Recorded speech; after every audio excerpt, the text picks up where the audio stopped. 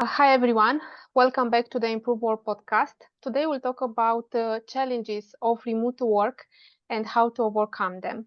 And we'll have insights from our guest, Florian Jacques. Florian is an entrepreneur who works with companies with remote employees, and he has a remote team himself. Since he's constantly in touch with the experiences and challenges of these companies, I asked him to share with us his experience and tech knowledge. Welcome, Florian. Thank you for being here. Yeah, Daniela, thank you for welcoming me. Yes, sure. So first, let us know a little bit more about yourself. How did you start your journey as an entrepreneur? And I saw that you have more businesses, and I'm curious to know what led you to this path, and why do you have a business dedicated to companies with remote employees? Sure. Yeah, I think like if we take back on the history itself, and so know for sure that there is Midstay, but if we take a step back, I always been quite passionate by everything around like creating projects, bringing people together, and creating valuable and impactful projects, and so that also could become a business.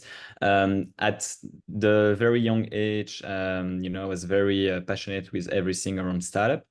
I myself also been quite involved with a small project that became quite big. That was a music festival that my father launched in 2009, and that we brought after 10 years to 20,000 music festival goers. So that was like initially a family project that became quite an interesting school of learnings, I would say, because at that age I was from 13 years old to 23 years old, really managing at the beginning just the entrance of the festival goers, and then as I was studying graphic design, helping my father to do the marketing, to do the communication. Then after the third, fourth year, I've been really close to the project, closer to the project, and managing within the music festival. And so that's really like one of the first, I would say, projects that I've been bringing into a business. And then I've been studying graphic design more as a traditional way, and I was in Namur. So I'm actually from Belgium. And Namur in Belgium was really like my, when I was like 17, 18.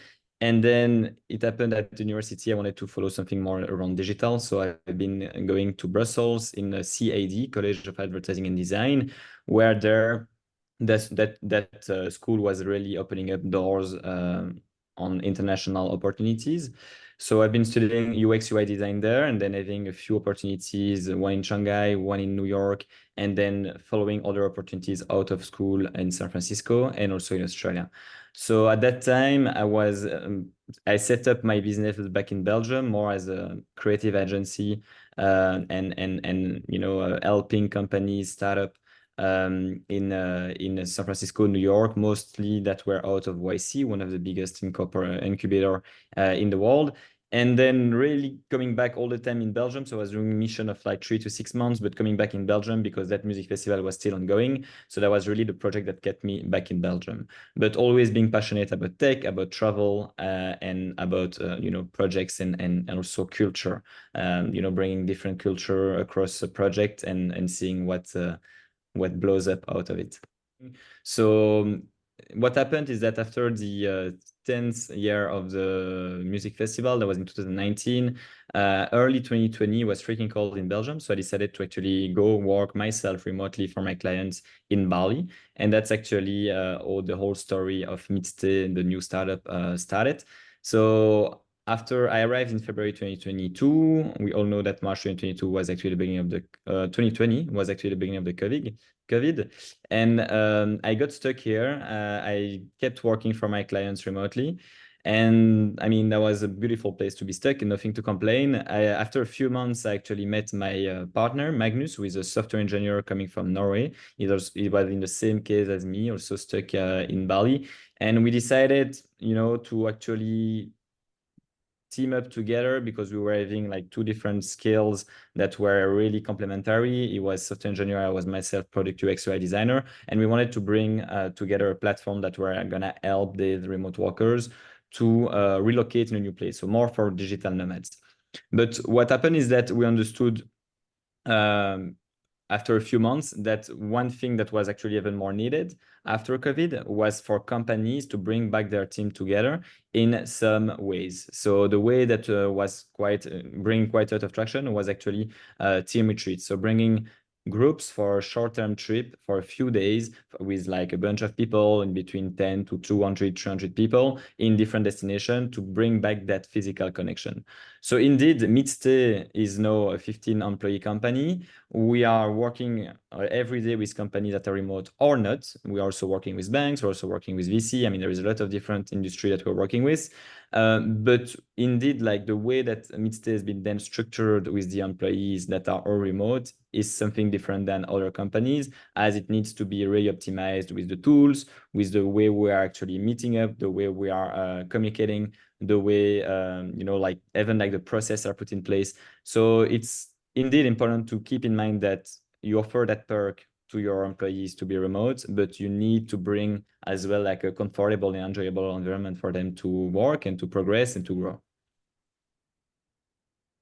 Right. Thank you for sharing this. And I'm curious to know, how do you create connections between your team members?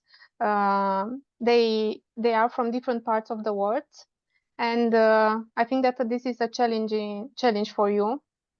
And how do you do it? So most of the team members are mostly in Asia, so that's already a good thing regarding time zone. We have mostly are in Indonesia. We have one guy in Bangkok, one guy in Austria, so that's the only one actually in Europe. And the way we are doing is like, there is one thing that I like to do, and we did it actually yesterday. It's called Social Midstay, and that's coming every month. It's a 30-minute call with everyone in the team. And I'm like basically taking the role of a game master, where every month I'm bringing different games that allows them to connect together and to just play some games virtually together. So, like we all know that musical chair, but we do a virtual musical chair through Zoom. You might know this or that, yesterday we played that, which is basically a way for people in the team to understand if someone is more a cat person or a dog person, for example.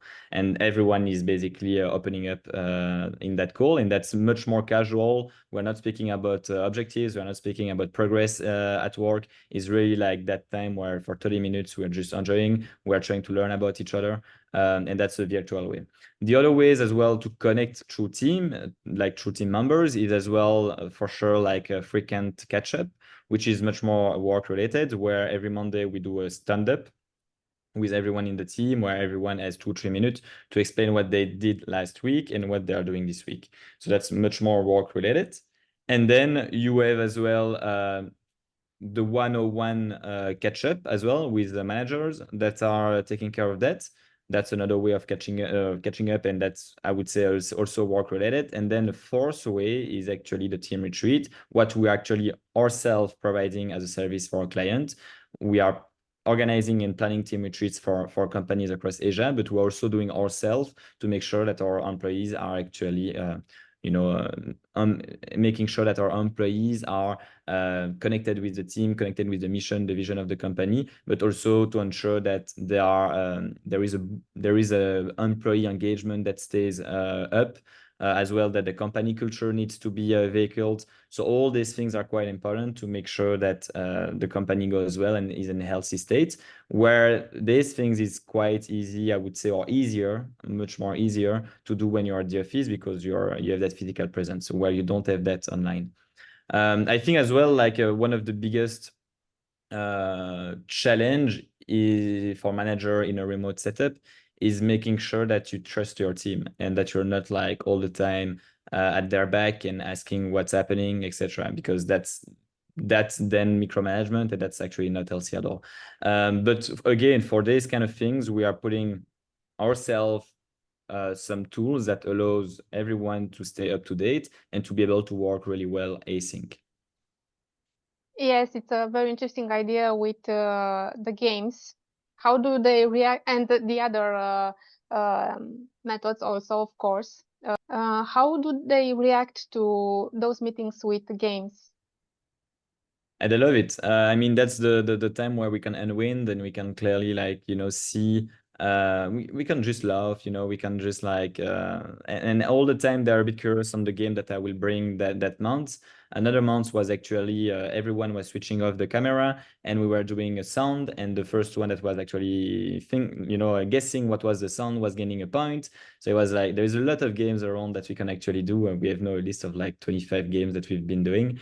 And you have, for example, a scavenger hunt. So I'm gonna say in the Zoom call, the first one that bring me a pen gain a point, or the first one that bring me a cat at the camera gain a point.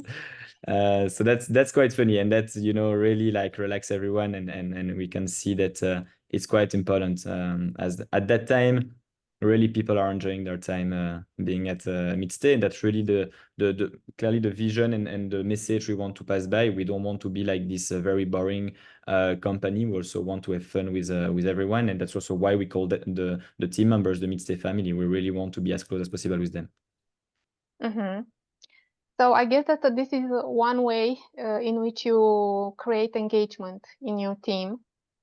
What other ways do you apply? So there is other things that we like to do is like every Monday, not only we are speaking about what we did and what we are doing, we're also asking different departments to actually show the progress more in details. For example, as you know, Midstay is offering team retreats as a service, and it's really tech enabled. But the tech are really working on the product, and they don't really see actually like the end result of our operational team that is actually not on site to do these events, because we're acting as a marketplace and we have thousands of certified local vendors in each of the destinations we do. But the operational team with project managers that are direct contact with the client are seeing more directly the tangible result of the whole work behind. So what we ask from the operational team, for example, is like presenting once a month all the retreats that we've been doing, all the learnings, all things that we could have done better, and also what are the upcoming retreats for next month. So just so that everyone keep up to date on what's the final result as well of what we are delivering. So this is your way to engage your team members. And because you work with so many companies with remote employees, how do you, what are your advice for these companies to engage their employees? What are some strategies that you think that will work for them? Sure. I think first thing it's actually making a team retreats every quarter. That's in our interest. But no. Like without a joke, I think making sure that there is transparency across communication, that's super important. Making sure that all the tools are put in place and everyone feel comfortable by using these tools. So making sure that you have a feedback loop internally as well, with not only with your clients, because it's important to get clients feedback, right? But an HR, an internal team feedback loop is super important as well, to make sure that there is employee satisfaction behind, and that you, thanks to that, ensure the retention of your workforce. So I would say tools, transparency, honesty, authenticity. I try as much as I can to actually, show emotions. It's very hard, right, to actually communicate that through screens. But it's actually one thing that I try as much as I can, as well with the team that are nearby where I'm based. I'm trying as much as I can to also do some lunch together. Even though we are working remotely, we are not all scattered in the world, so we can still catch up for like a small moment, for having like a drink or for having a lunch. And then if it's not possible, then what I'm actually looking to do is actually offering per month a budget for these other teams that are based in other geography that I'm not able to pass by every month, to actually offer a budget for them to gather together, which is also a very nice way of doing. Thanks to that, they really feel that it's actually an incentive for them to do so. And I do feel it's very healthy to actually make them meet and make them connect and make them speak, even if it's not about work. It's super important for them to make them feel that they are into something and they're part of something. Mm-hmm. What do you think that are the biggest challenges of the companies with remote employees, and how can they overcome them? Employee engagement is one of the biggest, I think. Employee engagement is, to me, why most of the clients are coming to us, because they really want to bring their employee together, not because they don't see each other, but because they want to actually make them communicate better, break the barrier of diversity, make them feel part of, again, part of something, part of the company, part of the mission, part of the vision. So I think employee engagement is, to me, the biggest challenges in the remote work setup. And again, like there is solutions around that, not only team retreats that are bringing some team building activities, but as well virtual games, as well some catch-up meetups, casual meetups that you can do. I would say these are the three main ones that I see. And that's all. Mostly I see that they are overcoming them, but that doesn't mean that once you do once, it's actually overcome forever. You should keep that frequency of doing these things at a frequency that feels good for you, at a rhythm that feels good for you. We are seeing some companies that are doing team retreats every 3 months, some every 6 months, some every year. So it's really depending of like first the budget, but also the need of these companies. Thank you for sharing this with us. Can you tell us a little bit more about your company? How do you help companies with remote employees? What are the services that you are offering to them? Yes, sure. So as mentioned earlier, Midstay really started at the beginning as a mission to help digital nomads. So really speaking about B2C, and that was in 2022. We wanted to be that marketplace that were allowing and enabling these digital nomads to go in a new location and settle very easily. We understood that actually the traction was much more coming on the B2B side, where companies were coming to us and were asking us to plan, book, and execute their retreat seamlessly, to not have an headache of like hundreds of hours, to certify vendors, certify venue, and executing that with like local vendors on site. What we have is we have a 1,000 of vendors in our internal marketplace that allows this company to tap into our certified vendors, and that in a few clicks and a few emails and a few calls as well, allow them to sync with their agenda itinerary they want to do with our expertise and our guidance to actually make that optimized. And then they just take the flights and enjoy the time with their colleagues. That's really what matters for us, is like we are really enabling them to just focus on what's the most important, is actually spending time with their team, and not like having a headache to bring them to their team together. Otherwise they would not like to do it again, and they will not see the benefits of doing so. So that's really where we are positioning ourselves, making it super seamless and easy for companies to bring their team together and then just enjoying the time with them, and whatever the goal they want actually to achieve. Because some are actually coming for a retreat goal that could be celebration, another retreat goal could be team bonding, another retreat goal could be learning and development, another one could be hackathon even. So we are having like different ways of and different outcomes that some companies want to achieve, and based on that, our retreat specialists are tailoring the itinerary for them to make sure that it's actually matching and reaching the goal they want to achieve. And can you give us some examples of activities that you offer to these companies? Sure, there's multiple based on the goal they want to achieve. Again, if it's more team bonding, we like to do cooking class, we like to do scavenger hunt, we like to do what else? It's depending as well of the destination, because we are across 50 destinations in Asia, and based on the destination, we are having different vendors that provide team building activities that are matching the destination. Cooking class is coming quite a lot. Olympics, beach Olympics as well, where companies are splitting up the team members in different teams, and they are challenging each other. And that really like increase the camaraderie and all these, small changes in between them. So that brings that competition side, but as well that brings that communication, syncing in between each other to actually achieve one single activity that is not work related, but that make them feel more connected. Great. I think that their experiences are great there. You're welcome whenever. Maybe in the future, who knows? Florian, how can people find out more about your company, and how can they reach you?